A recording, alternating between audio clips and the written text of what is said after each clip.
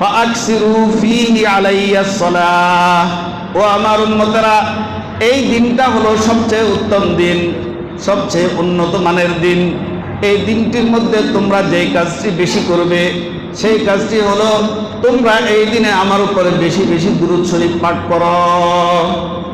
শুক্রবার যেহেতু সবচেয়ে গুরুত্বপূর্ণ দিন, সবচেয়ে দামি দিন, এই দিনের কাজ কি? নবী আলাইহিস সালাতু ওয়াস সালাম বলেন যে তোমাদের এই দিনের কাজ হলো যে তোমরা এই দিনে বেশি বেশি কি করো?